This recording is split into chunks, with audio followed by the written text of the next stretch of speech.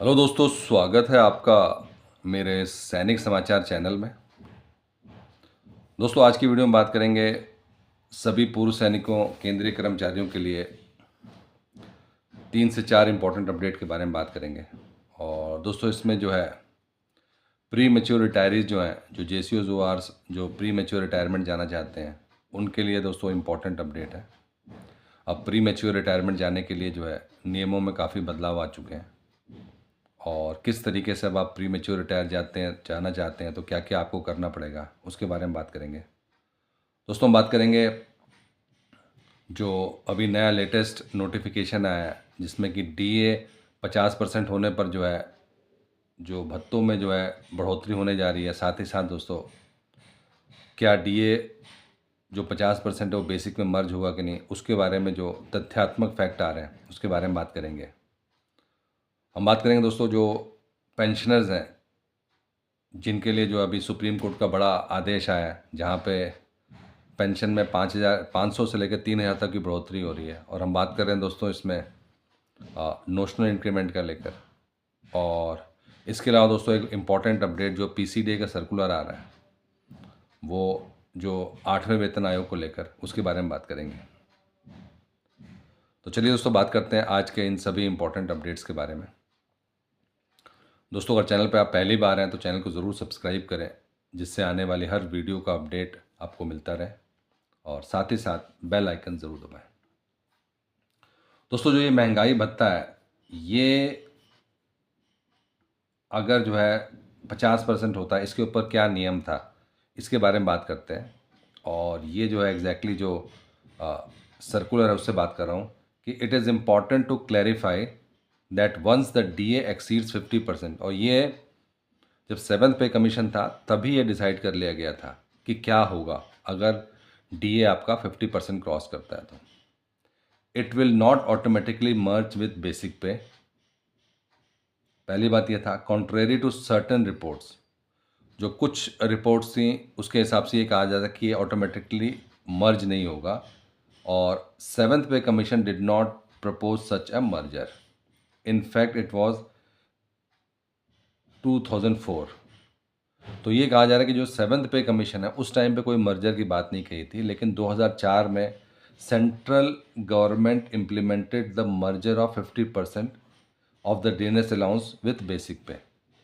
तो ये जो 2014 की बात नहीं है दोस्तों, ये जो है 2004 की बात है। और ये जो है तथ्य तब से आ रहा है कि 2004 में जो है नियम बना था कि जब भी डीए आपका 50% पहुँच जाता है तो उसको जो है आपके बेसिक में मर्ज कर जाएगा, following the recommendation of 5th central पे कमीशन। तो ये जो बेसिक में मर्ज करने का है ये रूल है, लेकिन ये 7th पे कमीशन में नहीं है, ये बहुत पहले बना दिया गया था। और लेकिन ऐसा भी नहीं कि उस रूल को हटाया गया है। नेवरदलेस द 6th पे commission did not for similar merger. अब 5वें पे कमीशन में तो मर्जर की बात की गई थी, 6ठे पे कमीशन में फिर दोबारा इसको कोई मर्जर वाली बात नहीं की गई। इसीलिए दोस्तों 50% के बाद से क्या होगा, अभी सिचुएशन वैसी बनी हुई है कि क्या ये सच में मर्जर हो रहा है कि नहीं। Instead it introduce the concept of delinking pay revision from two year cycle, and then the DA 50। तो इसमें डी लिंकिंग का कॉन्सेप्ट डाल दिया गया था। तो इंक्रीज इन डीए में provide some relief, it is important. तो अभी जो 50% का डीए हो रहा है उसमें जो है मर्जर कोई ऐसा रूल नहीं है कि मर्जर होना ही होना है, क्योंकि आप देख रहे हैं कि 5वें पे कमीशन में था, 6ठा पे कमीशन में कुछ और आ गया था, और जब 7वां पे कमीशन आया तो उसमें जो है इसके बारे में बिल्कुल भी चर्चा नहीं की गई थी। तो दोस्तों, अभी भी बॉल जो है गवर्नमेंट के हाथ में, और वो मर्ज करते हैं कि सिंपल आपको ये 4% जो बढ़े हैं वो देते हैं। ये जब तक गवर्नमेंट की तरफ से आ नहीं आता तब तक कुछ नहीं कह सकते। इसलिए दोस्तों हम तथ्यात्मक पे गए थे कि ये जो कहानी 5वें पे कमीशन में शुरू हुई थी और हम 8वें पे कमीशन के टाइम पे आ चुके हैं, तो क्या इसमें कहीं मर्जर की बात की गई थी। दोस्तों हाँ, मर्जर की बात की गई थी, कई जगह पे की गई थी, कई जगह पे मना किया गया था, कई जगह पे रूल चेंज हो रहा है। तो अभी जो है 20 साल हो चुके हैं, तो अभी एक बार फिर से देखना पड़ेगा, क्योंकि आज की डेट में मर्ज करने का मतलब है कि बहुत ज़्यादा ह्यूज फाइनेंशियल बर्डन आने वाला है। बात करते हैं दूसरे अपडेट की। और ये है JCOs ORs ऑफिसर्स के लिए जो प्री मैच्योर रिटायरमेंट जो जा रहे हैं उनके लिए है। जो लोग भी दोस्तों प्री मैच्योर रिटायरमेंट के लिए जा रहे हैं, अब इस साल से जो नियम है वो बदल चुके हैं। The way you are going to apply for premature retirement is now different. Earlier it was manual, पहले मैनुअल था, now it is totally automatic. So अब क्या है कि आपको जो है इसका एक पोर्टल बन गया है, जिस तरह से स्पर्श का पोर्टल है, similar to that we have this new portal for premature retirement. So this is specifically for premature retiree, जितने भी प्री मैच्योर रिटायरीज हैं उन्हीं के लिए है। तो इसके लिए क्या है कि इस पोर्टल का नाम है सेतु, और अब जितना भी आपका प्री मैच्योर रिटायरमेंट के जो केसेस होंगे, जो भी रिक्वेस्ट जाएगी, that will be go through this Setu application. और सेतु एप्लीकेशन के थ्रू जो है आपके जो भी प्री मैच्योर रिटायरमेंट का क्या स्टेटस है, आपका फॉर्म का क्या रिजेक्ट हुआ, सेलेक्ट हुआ, क्या रिक्वायरमेंट है, वो सब you can track easily online through this Setu application. तो एक अच्छी खबर है दोस्तों, now nothing will be processed manually, everything will be done using this Setu application. बात करते हैं दोस्तों दूसरे अपडेट के बारे में। बहुत इंपॉर्टेंट अपडेट है और इसकी बहुत ज़्यादा चर्चा चल रही है, और ये सबके लिए बहुत इंपॉर्टेंट है क्योंकि ये है नोशनल इंक्रीमेंट का एक ऐतिहासिक फैसला जो कि माननीय सुप्रीम कोर्ट की तरफ से था। और नोशनल इंक्रीमेंट दोस्तों आज की डेट में बहुत कॉमन हो चुका है।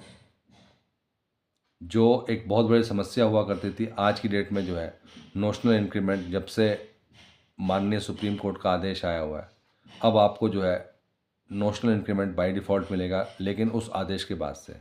और दोस्तों ये नोशनल इंक्रीमेंट क्या है? ये नोशनल इंक्रीमेंट सबको नहीं मिलता। हम बात कर रहे हैं उन कैटेगरी के लोगों को जिनका जो रिटायरमेंट की डेट है वो आपकी पड़ती है 31 दिसंबर या 30 जून। और ये दोनों डेट्स ऐसी हैं जो कि बहुत ही, जिसको कह सकते हैं ख़राब डेट्स हैं, क्योंकि इसके जस्ट अगले दिन जो आपको बहुत सारे जो है बेनिफिट्स मिलने वाले थे, लेकिन क्योंकि आपकी कैलकुलेशन हुई है इस तरीके से कि आपका जो रिटायरमेंट डेट है वो 30 जून या 31 दिसंबर है, तो उसका खामियाजा बहुत लोगों को भुगतना पड़ता है। लेकिन नियम के अकॉर्डिंग तो एक को ही मिलना चाहिए। तो इसका फिर दोस्तों केस किया गया कि जो लोग जो है पूरे 6 महीने या पूरा साल काम किया है, वो अपना एक इंक्रीमेंट और एक जो DA का जो पोर्शन मिलता है उससे क्यों उनको वंचित रखा जाएगा। और दोस्तों ये सुप्रीम कोर्ट में इसकी सुनवाई हुई है, और अच्छी बात यह है कि जो सुप्रीम कोर्ट की तरफ से जो है JCO जवानों, ऑफिसर्स, केंद्रीय कर्मचारियों के पक्ष में फैसला आया, और अब जो है नोशनल इंक्रीमेंट का बेनिफिट सभी कर्मचारियों को जो कि 31 दिसंबर या 30 जून को रिटायर हो रहे हैं, उनको उसका बेनिफिट मिलेगा। बात करते हैं दोस्तों फाइनल अपडेट के आज के, और वो है PCDA का नया सर्कुलर। और दोस्तों ये PCDA का सर्कुलर जो है जारी किया गया है, जो आंदोलन के लिए बात की जा रही है, जहाँ से आपको पता है कि जो है जो ये 8वां वेतन आयोग है या OROP2 है, इन सब के लिए जो है अगर इनकी मांग पूरी नहीं होती तो 8वें वेतन आयोग को लेकर जो है आंदोलन करने की बात की जा रही है। और इसी के लिए दोस्तों PCDA ने एक नोटिस निकाला है, सर्कुलर निकाला है कि आप ये जो है आंदोलन ना करें, और जो कुछ नियम बनाए गए थे इससे पहले उसका जिक्र किया गया है कि उन नियमों के तहत जो है आंदोलन जो है उसके खिलाफ एक्शन लिया जा सकता है। बट इससे ये भी कंफर्म हो रहा है कि जो 8वें वेतन आयोग को लेकर जो चिट्ठी लिखी गई थी वो सरकार के पास है, और कहीं ना कहीं सरकार इसके ऊपर जो है काम कर रही है। इसीलिए दोस्तों ये जो लेटेस्ट ऑर्डर जारी किया गया। दोस्तों ये था आज का इम्पोर्टेंट अपडेट सभी पूर्व सैनिकों के लिए, पेंशनर्स के लिए। दोस्तों अगर वीडियो पसंद आए तो इसको लाइक कीजिएगा, शेयर कीजिए और सब्सक्राइब करना ना भूलें। Thank you for watching this video.